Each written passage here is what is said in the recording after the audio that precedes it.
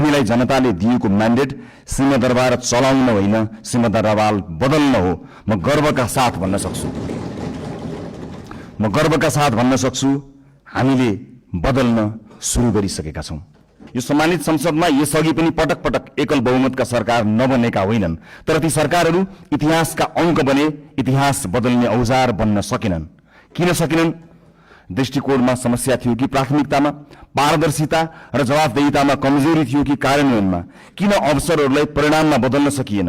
हामी इतिहासबाट सिक्न लाज मान्ने छैनौं। जनताले अहिले हामीलाई दिएको विशाल बहुमतको इतिहास यो पनि फेरि गुमेको अवसर भनेर लेखियो भने हामी कलंकित हुनेछौं। हामीलाई त्यो मंजूर छैन। सानोमाया तामाङ, भरतपुर 25। मेरो समस्या त यो घुँडा दुख्ने थियो। म वैदिकमा गएर अनि चेकअप गरेर औषधि चलाइदिनु भयो, राम्रो हुँदै गयो, अहिले राम्रो छ। सभाध्यक्ष महोदय, जनताबाट अनुमोदित भएर आउनुभएका सम्पूर्ण माननीय सदस्यहरूलाई यो सम्मानित सदनमा हार्दिक स्वागत गर्न चाहन्छु। यो संसद राष्ट्र निर्माणका शहीदहरूदेखि जेएनजी शहीदसम्मका बलिदानको सन्तान हो। म ती सम्पूर्ण शहीदहरूप्रति शिर झुकाएर श्रद्धापूर्वक श्रद्धाञ्जली अर्पण गर्दछु। नेपाली जनताले यसपटक ऐतिहासिक रेकर्डका साथ राष्ट्रिय स्वतन्त्र पार्टीलाई करिब 2/3 मतादेश दिएका छन्। म जनतालाई आभार मात्र प्रकट गर्दिन, यही रोस्ट्रमबाट प्रतिज्ञा गर्छु, यो मतादेशको गुण हामी जिम्मेवारी पूरा गरेर तिर्नेछौं। यो मतादेशमा जनताको आशा पनि छ, आक्रोश पनि छ। मलाई थाहा छ हामीले पाएको मत समर्थनको मात्र होइन, परिवर्तनको मत हो। हामीलाई जनताले दिएको म्यान्डेट सिंहदरबार चलाउन होइन, सिंहदरबार बदल्न हो। म गर्वका साथ भन्न सक्छु हामीले बदल्न सुरु गरिसकेका छौं। सभाध्यक्ष महोदय, सत्तारूढ दलको सभापतिका रूपमा अब हामीले बोलेर मात्र पुग्दैन। मैले मात्र होइन, रासोपाका हरेक माननीयले कामबाटै आफूलाई, पार्टीलाई र सरकारलाई प्रमाणित गर्नुपर्छ। अब हामी राम्ररी बोल्नु भन्दा पनि हाम्रा कामहरू र सरकारका कामहरू आफै अत्यन्त राम्रोसँग बोल्नेछन् र ती बोल्न सुरु गरिसकेका कुरा फेरि पनि म निवेदन गर्न चाहन्छु।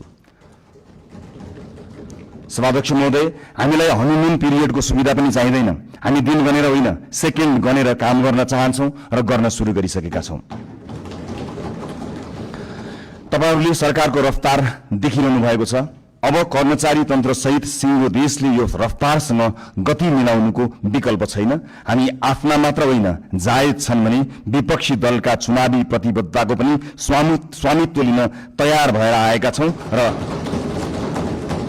यसको सार्वजनिक घोषणा हामीले गरिसकेका छौं। सभाध्यक्ष महोदय, सरकारका प्राथमिकता, योजना र दिशा सविस्तार सम्माननीय प्रधानमन्त्री ज्यूबाटै आवश्यक परे बोलेर र आवश्यक नपर्दा नबोलेरै कामबाट प्रस्तुत हुने कुरा पनि म सम्मानित सदनलाई जानकारी गराउनेछु। र म आज केवल केही राजनीतिक विषयमा प्रवेश गर्न चाहन्छु। सभाध्यक्ष महोदय, यो सम्मानित संसदमा यसअघि पनि पटक पटक एकल बहुमतका सरकार नबनेका होइनन्, तर ती सरकारहरू इतिहासका अंक बने, इतिहास बदल्ने औजार बन्न सकेनन्। किन सकेनन्? दृष्टिकोणमा समस्या थियो कि प्राथमिकतामा, पारदर्शिता र जवाफदेहितामा कमजोरी थियो कि कार्यान्वयनमा? किन अवसरहरूलाई परिणाममा बदल्न सकिएन?